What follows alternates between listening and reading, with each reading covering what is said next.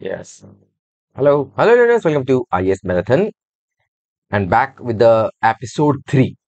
So, this is the episode 3, episode 1 and episode 2. Highly recommend कि आप उसको पहले जाकर के एक बार देख लें, उसके बाद यहाँ पर आए. एथिक्स क्या है, एथिक्स क्या नहीं है, राइट? एथिक्स का लॉ से किस तरीके से क्लैश होता है या फिर उसमें क्या सिमिलैरिटीज हैं, उसी तरीके से लॉ का रिलीजन का एथिक्स के साथ क्या रिलेशन है, what are the inter relationships, क्या डिफरेंसेस रहे, वो सब हमने डिस्कस कर लिए लास्ट लेसन में. हम्म, उसका लिंक दे दूंगा डिस्क्रिप्शन में, जरूर देखें. आज ना बात करेंगे स्टडी ऑफ एथिक्स की, राइट? आज से आपका रियली में स्टार्ट होता है आपका जो जो एक्चुअली सिलेबस है, राइट? सो बहुत ही बुनियादी चीजें उनकी तरीके से बात करना है यहाँ पे चाहूंगा मैं, ताकि बहुत इजी हो आपको समझने में. देखो टर्म्स बहुत बहुत फैंसी टर्म्स है इसमें, लेकिन डरने की कोई जरूरत नहीं है. वो बहुत ही इजी मीनिंग होता है इनका, बहुत ही इजी एप्लीकेशन है, राइट? राइट. सो जैसे कि इसमें आपको पता चलेगा कि एथिक्स जो है ना, उसके 3 मेजर एरियाज होते हैं स्टडी के, जैसे Meta ethics, normative ethics, applied ethics. बारी बारी वर्ड्स ना, है ना? लेकिन इसके मीनिंग जो है ना, बहुत ही हल्के फुल्के, बहुत ही हल्की बात है ना? मतलब समझने में मैं आपको बता रहा हूँ, है ना? इनके जितने फैंसी टर्म्स होते हैं उतना ही इजी इनको समझने में हम कोशिश करेंगे अंडरस्टैंड करने की, राइट?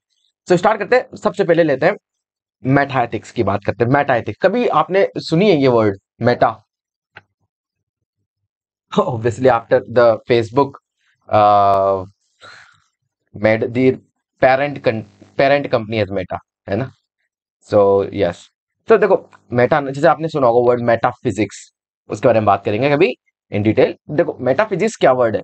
मेटाफिजिक्स एक ऐसा वर्ड है जहां पर हम बात करते हैं कि जहां हमारी जो साइंस फिजिक्स हम जिसको बोलते हैं, राइट, जिसमें मैटर कॉस्मोस के बारे में पढ़ते हैं, वो बेसिकली जहां पर खत्म होती है ना, जहां फिजिक्स, वहां मेटा फिजिक्स स्टार्ट होती है. तो Meta is something very huge, beyond beyond certain limits. जब हम बात करते हैं मेटा की, वहां पर हम बहुत बहुत ही प्रचंड लेवल के जो क्वेश्चंस रहते हैं हमारे दिमाग में, जो कि एक बुनियादी इंसान होने के कारण हमारा दिमाग जिस तरीके से फंक्शन करता है, उसके होने के कारण हमारे अंदर क्वेश्चन आते हैं. एक डॉग के अंदर वो क्वेश्चन नहीं आ सकता है, अभी बताऊंगा किस तरीके की क्वेश्चन बात कर रहा हूँ.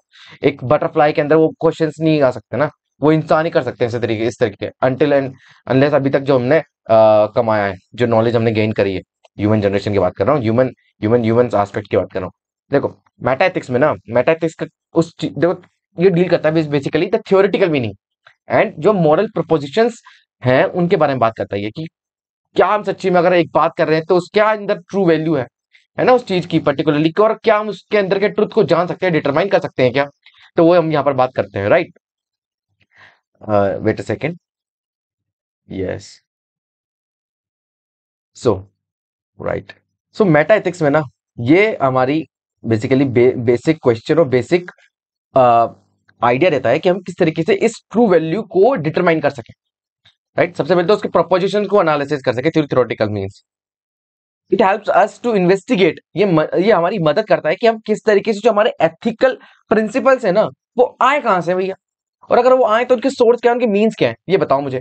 और क्या ये सिर्फ और सिर्फ सोशल इन्वेंशन ही है क्या, right?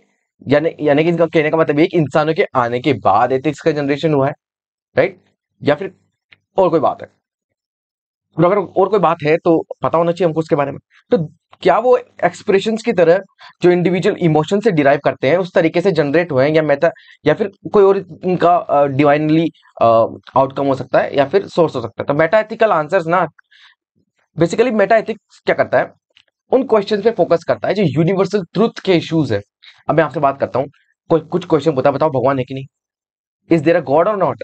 So the role of reason basically in the ethics judgment and meaning of ethical judgment themselves. These are the questions.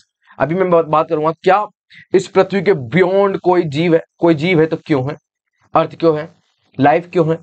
हर वो चीज जिसके आंसर हम रीजन के बेसिस पे ओनली नहीं दे सकते, राइट?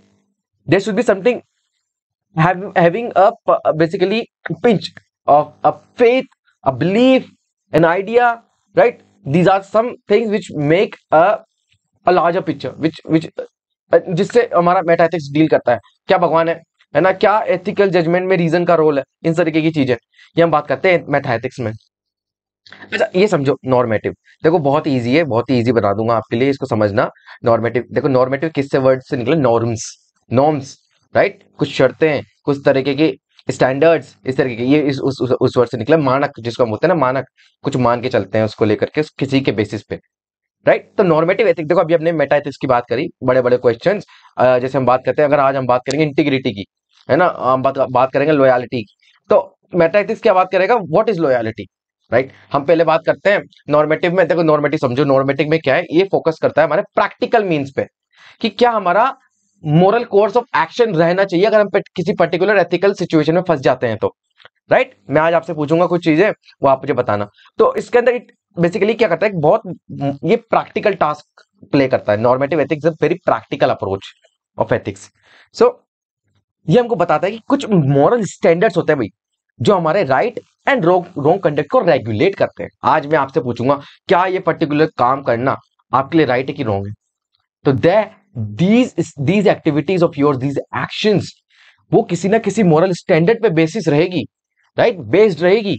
तो उन बेसिस, उन स्टैंडर्ड्स पे पहुंचने के लिए हम बात करते हैं नॉर्मेटिव एथिक्स की, राइट। अब मॉरल स्टैंडर्ड्स का बेसिस क्या रहता है? आपका अपब्रिंगिंग किस तरीके से है, आपका कल्चर आसपास का, है ना, राइट। वो सब चीजें हम, पीयर ग्रुप्स किस तरीके से, वो सब हम डिस्कस करेंगे इन द फ्यूचर। आपके सिलेबस में हो, बिल्कुल भी चिंता मत करें, सब कवर करा दूंगा, ए से लेकर के जेड तक। मैंने प्रॉमिस किया आपको यहाँ पे एथिक्स को लेकर के, लेकिन थोड़ा टाइम दो मुझे, है ना। अब मैं, ऐसा तो है नहीं कि 50-60 क्लासेस लेता रहूं, वो भी 2-2 घंटे की, 2.5 घंटे की, ऐसा नहीं हो सकता। ये बहुत बहुत बहुत जो है बियॉन्ड आपके skills of, you know, more the requirement से ज्यादा काफी हो जाएगा वो। आपको एग्जाम पर्सपेक्टिव से भी समझ में आए, और थोड़ा बहुत जो है आप लाइफ में भी कुछ इसको इंग्रेन कर सके, राइट। सो उन, अब देखो नॉर्मेटिव एथिक्स को अगर हम प्ले में लाते हैं, तो कुछ गुड हैबिट्स को आर्टिकुलेट करने की जो हमारी बेसिकली हेल्प करे, तो वो नॉर्मेटिव एथिक्स है। तो इस, ये हमको हेल्प करता है कि कुछ ऐसी गुड हैबिट्स को हम अक्वायर करें, है ना, उनको फॉलो करें, हमारी ड्यूटीज को, और बेसिकली हमारा बिहेवियर उससे डिराइव हो फिर आगे जाकर के, ठीक है। तो सब मोर ऑफ व्हाट, प्रैक्टिकल। इसमें हमने बात करी थी थ्योरेटिकल की, राइट। यहाँ पर हमने बात करी थी थ्योरी की, इसमें हम बात करेंगे प्रैक्टिकल अप्रोच की। प्रैक्टिस, प्रैक्टिस में लाना है हमको जो भी हमारे नॉर्म्स वगैरह ये सब एथिकल स्टैंडर्ड्स हैं। अब बात करेंगे नॉर्मेटिव से एक कदम और आगे आ जाओ आप। जी बिल्कुल, नॉर्मेटिव से एक कदम और आगे आ जाओ आप, वहां से बातें होती हैं। यहाँ पर हम बात करेंगे अप्लाइड एथिक्स की। This is where the UPSC focus the most, and कोई केस स्टडीज बनने के लिए ऐसे ये आपका फाउंडेशन बना देगा, ये आपका बेस बना देगा अप्लाइड एथिक्स। और मेरा यहाँ पे फर्ज है आपको पढ़ाने का, ठीक है। तो फाइनली हम बात करेंगे जो अप्लाइड एथिक्स है, ये क्या करता है। देखो अगर कोई पर्सन कोई सिचुएशन में फंसता, कोई स्पेसिफिक सिचुएशन, कोई पर्टिकुलर डोमेन ऑफ एक्शन में, तो उस टाइम पे वो पर्सन किस चीज को करने के लिए ऑब्लिगेट है through ethical means, ethical concerns, वहां पर अप्लाइड एथिक्स काम आती है। इसी को अप्लाइड एथिक्स बोलते हैं। So it involves examining specific controversial issue. For example, अगर आज मैं आपसे बात करूं अबॉर्शन की, अगर हम बात करें, तो क्या एथिकल है क्या अबॉर्शन करना, है ना।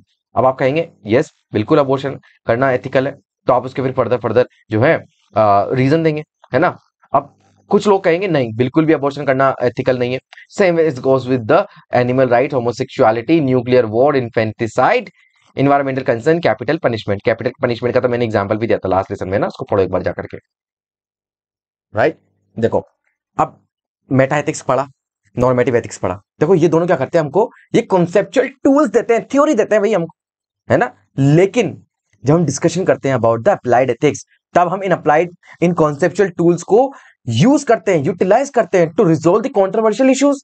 यहां पर हम अबॉर्शन के टाइम पे ले आएंगे भाई कोई मेटा एथिक्स का कॉन्सेप्ट, या फिर अप्लाइड हमारा जो नॉर्मेटिव एथिक्स उसका कॉन्सेप्ट उठा लेंगे, इंटीग्रिटी लेंगे, लॉयल्टी लेंगे, ऑनेस्टी लेंगे, है ना, कुछ भी हो सकता है। एनिमल राइट्स के टाइम पे भी लेंगे, तो ये यहाँ पर हम उसको बेसिकली टैकल करेंगे थ्रू दिस मींस, राइट।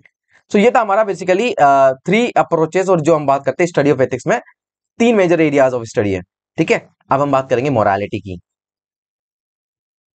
अच्छा इसके बारे में ना नेक्स्ट लेसन में देखेंगे। मैं चाहता हूं कि सेपरेट लेक्चर बन जाए पर्टिकुलर टॉपिक का, ताकि आप जब इसको रिवाइज करेंगे तो आपको फायदा मिलेगा, राइट। उठाया सीधा एक टॉपिक, उस वीडियो उस लेक्चर को रिवाइज कर लिया, सिंपल।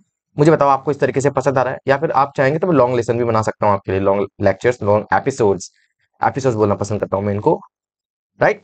सो मिलते जब तक मिलते अगले लेसन, जब तक stay tuned and have a nice day.